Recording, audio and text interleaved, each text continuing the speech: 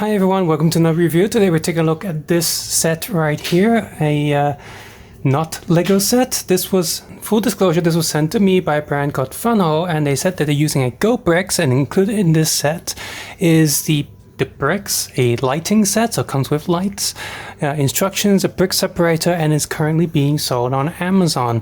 And that's it really. I am to put their tag in the video, as well as where to get their product, as well as their website and information and stuff, and that's it. They didn't tell me to say anything in particular. I've not opened this set yet. I have no idea what it's like. All I know is that when I took it out of the shipping box, it was well packed, it's heavy. I'm pretty sure this box is full because it has 2,097 pieces here. This is the wood cabin retro house, so, and there's a cute sheep on the front. Yeah, so even though this thing was very nicely packed, very secured with lots of bubble wrap, you can see the box is still warping because it's just a lot of stuff in there, I guess. We'd love to hear what you think, so please feel free to share your ideas with us. Service at funwhole.com. And usual legalese and stuff on the back. So, Delight Day and Night kit. So cool. It's got a nice yellow light on the box. So let's see. Wood cavern, release date 15th of March, just 4 days before my birthday. See ABS servers, the Guangzhou, that our manufacturer, and of course,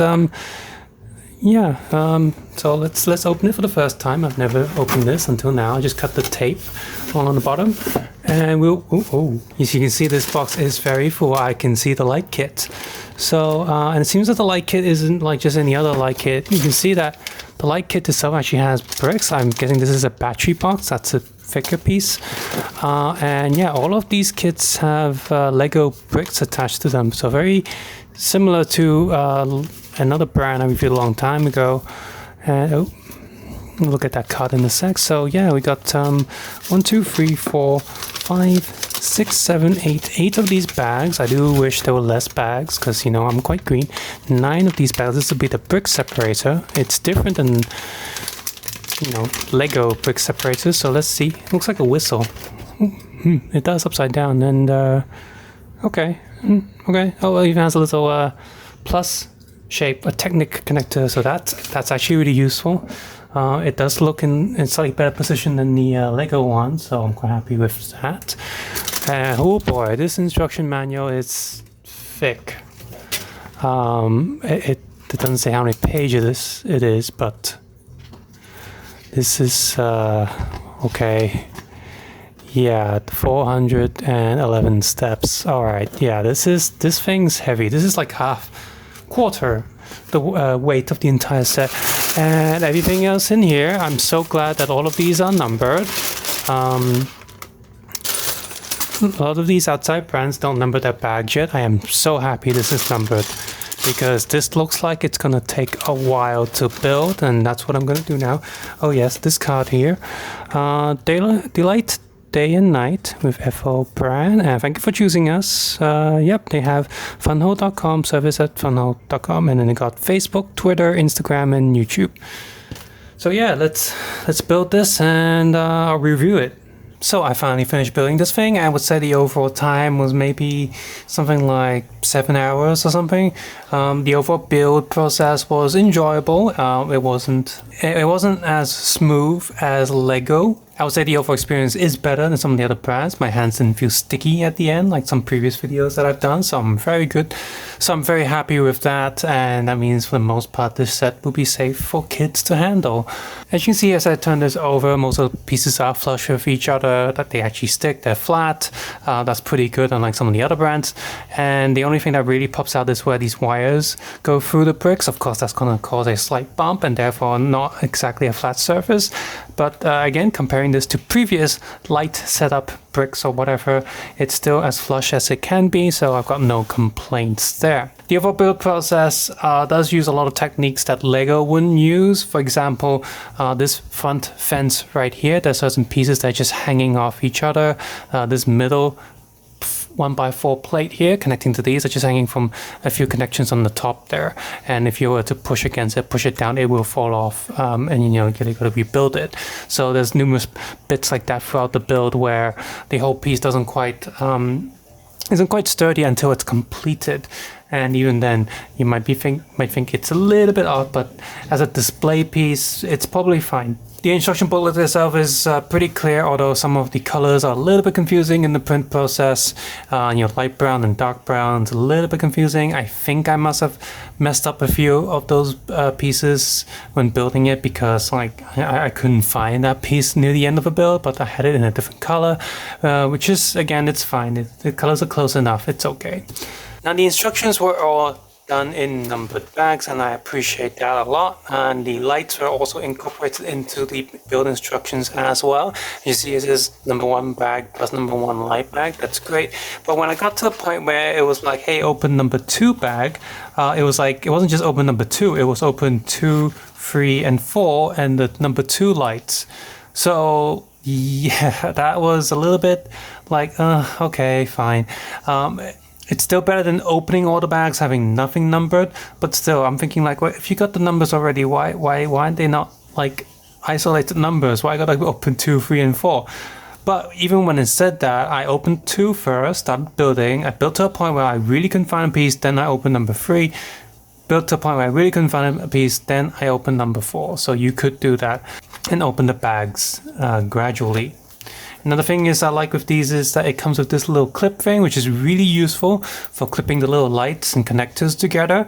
This is one of those things that it's really cool having one here, but if I was to buy multiple sets from them, to get multiples of these, it's still really nice to have. It's kind of like having a brick separator. At first it's really useful, but then like, what if I keep buying sets from you? Then I'll just have a bunch of brick separators. But at least I can use these for something else, and I have been using these for something else. I've been using this particularly to clear off some support from like 3D prints.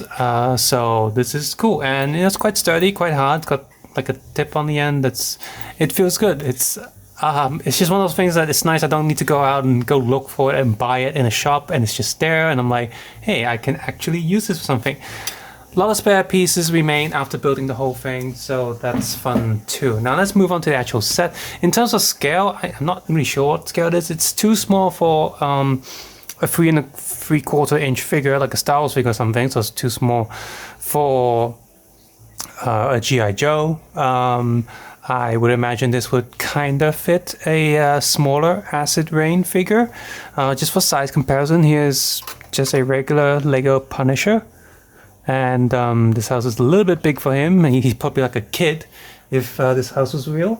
Okay, front of the house, got some nice little garden, some fences there. It actually comes with an extra fence piece. Okay, the plant colors are a little bit neon-like it's after fallout and there's radiation. So, but I prefer the darker color greens.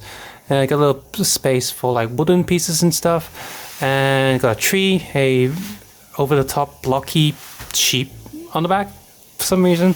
And then the back of the house actually has no walls and covers, and I think as a display piece that's okay too. It just allows you easier access to inside the house if you need to. And here's the other side. And okay, this piece here is definitely a problem. I guess if you just have it on display and you're not doing anything with it, it's fine. But now that I'm reviewing it and moving it around, come on, just stay plugged in. Why won't you stay plugged? There we go. Okay, so there's actually another problem with this not plugging in properly. Oh my god. You know what, I need you to come off right now anyway. So let's take this roof piece off and disassemble this. So those two pieces, those windows connect to just 2 studs on each side, and as you can see, it's really loose. And this thing does have something stopping it from like falling off, but not sliding. So I'll just take that off. And so you see the first floor here. So you got a bed, the desk, and a little cat there, some bushes.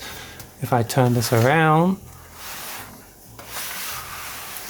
you can see there's a ladder type thing right here for your character to go up and down it. And notice that when I'm moving this around, that especially the bottom piece, it's sliding a little bit. So I think I would swap some of the pieces out just to give it more studs to hold it a bit more secure than the current design. So you got the top floor like that. The top floor can come off. Use down there. Right. And you have the bottom floor here. Nice cozy stove area for heating. There's a record player, radio, some paintings, bookshelf. So this is like a holiday home, a holiday cabin as it were, somewhere. Nice little kitchen corner. Got like a menu there for some reason, some food, and you have this sliding door, which it's going to be hard to see here, but let me try. Okay, inside here you got a toilet, shower, sink. If I move this around, you can see that there's a mirror there, as well as a hanging towel, so all normal there. Now for the bottom piece, there's actually enough space in there for you to hide the battery box, so you can have to slide up just for a long time permanently if you want to, so you just let it light up until the batteries run out. So if your box is there like a cellar-piece, just a decoration, I guess. But if you don't want that, you can just let the wire hang out and connect it to a USB or something. And there are some lights at the bottom there, as well as some lights that go outside, so those are connected. That's why I can't actually remove this completely from the bottom base. More reason why I want this to be more secure. So you can see there's only 2 studs holding the entire house to the bottom piece, and so I just would definitely like to make that more secure. And this piece, yeah, that's gonna get knocked off. So the way this works is it uses 2 types of connectors for the lights. You got the usual wires and connectors that we've seen, and we also have some of these magnetic plates that we see on the top right there. Just like other lights have revealed, it's got the regular connectors, but it also has these flat surface connectors for the second floor, which is good because as you can see, I can easily remove the second floor and the roof without any issues. So let's just connect this here and see what light lights up. So we have a very cozy fireplace light right there. There is this trapdoor right here. Let me try and open this. This is going to be a little bit hard to open. There we go. And there's also a light coming from down there. So ooh, there's something happening in the cellar, but you can't see it. It's some strange-ish things. There is a little light there for the sheep to keep him feeling safe at night. That's considerate. And also these 2 lights there at the front of this little wood place. There's some lights here now because I want to get the wires tight, so sometimes when I'm moving this around it's gonna snap a few pieces off, but anyway. And so we got the 2 front porch lights there. So I'm just going to keep it on the open side here because we're going to put the second floor on. Now, in theory, the second floor, once you snap it on, you should just see the lights light up. So, okay, just line this up, and in theory, if I push this down, okay, come on. Okay, so you really got to push this down, and then you're probably going to leave this on display as the connectors and the most solid, I guess. So once you put that in, you got this desk light there, this little bedside light as well, and 2 ceiling lights to light up the entire bottom floor. And when you just look at it like this, it's pretty, you know, it's nice wood colors, looks cozy. And I'm just gonna turn off the light. Once I turn off the set lights, you can see that the house itself is pretty bright. Even the little cozy fireplace right there. I'm just gonna put this back to the front, and as you see it from the front, that's pretty nice as well. So let's keep the set lights off. Let's try to get the last 2 lights on here as well. Okay, so get the roof piece on. Let me just line this up. I should be able to get some lights on these windows. Well, even though I'll send this thing for free, I'm gonna be honest, you can see this is not the best. Like, I can't, like the top floor, okay, that's it. Actually, that's not even lit up now as well. This is not. Okay, so after some fiddling, I finally managed to get this to work. So for whatever reason, they decided for these 2 window pieces to use this 1x3 plate with only 2 studs to attach it. The connector is just not strong enough. The roof piece is pushing against these 2 window pieces. It's no good. So the first thing you want to do is don't use these 2 pieces, remove them, and just use a regular 1x3 plate in there instead, so you have 3 studs holding the window down. There are plenty of spare pieces in this set, so what I do on both of them is use a 1x1 and a 1x2, so just plug those in and now you can see they're secure. The second thing I did was I got this tweezer bit, I went in and twisted the prongs on the connectors, so I lift them up so they have a longer reach to the connector, and after fiddling around a bit, pushing everything down as tight as I can, finally I got all the lights to work. So it's durable, but you need to handle it a little bit, move it around a little bit, adjust it a little bit, but you definitely have all the pieces and bits there to make it work. And now I'm just going to leave it here, not move it, and then it should stay like that. If I move it, okay, it's still staying. Okay, that's good, right? So I'm just gonna move this house. These plant bits keep falling out. That's a problem with real Lego too. They have a set design like that. So I'm gonna move this house back a little bit. I'm gonna turn the set light back on and see how bright this thing actually is. Okay, so it is obviously under very bright little light box light right now, but you can see the whole thing is still lit up. It still looks pretty nice. Yeah, so the overall house design and stuff, you know what, it's pretty. It looks pretty good. It looks like one of those custom mocks that you see online, someone building like, hey, I turned this set into another set, and oh, here's a custom design of a house I really like. I'm gonna submit it to Lego Ideas and see if they change it into an actual set and such.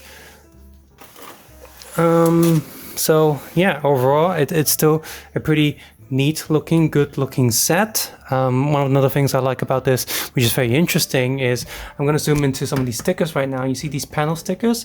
What they've done is they have this plastic sheet on top of all of these sticker bits. So if you look closely at one of these pieces, I'm just going to pull this here.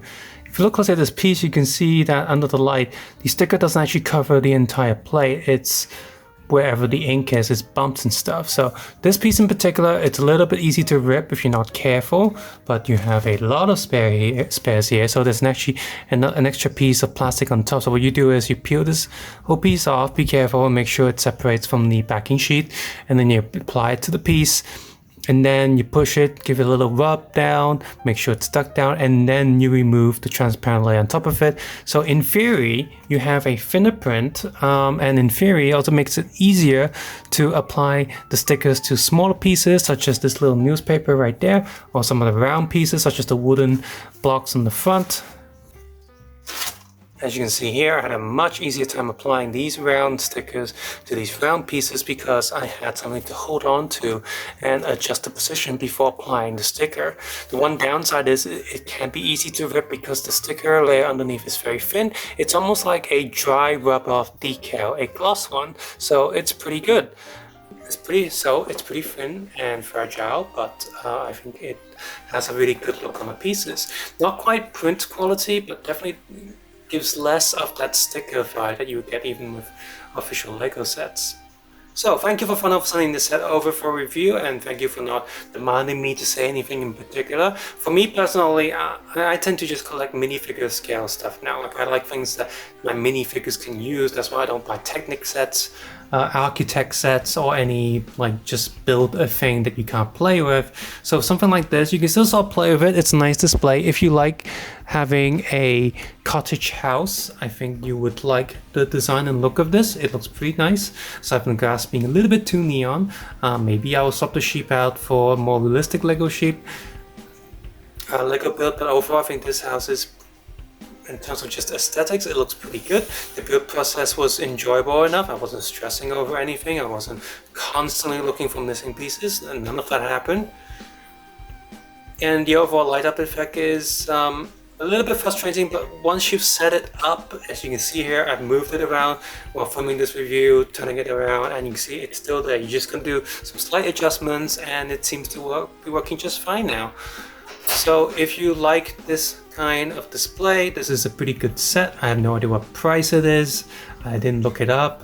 Yeah, quick look at the prices and I was right. This thing costs 801 for some reason, and $1 extra Hong Kong dollars, which is about 102 US dollars. And yeah, that's, I was expecting a bit higher than that. That's really cheap. So for the price that this is going for, plus the shipping, I think that's very reasonable. It's a good looking house, and once you sort it up and you set it up on some kind of display, I think it looks pretty good. And the whole USB light system is pretty decent. The gimmick of the tabs can be a little bit frustrating when setting it up, but I still think it's a good idea I still think it's a good idea that allows you to separate the house into different floors if you need to. So yeah, subscribe to Just and Comment below, guys. Take care, have a nice day. I'll see you guys soon. Bye bye now.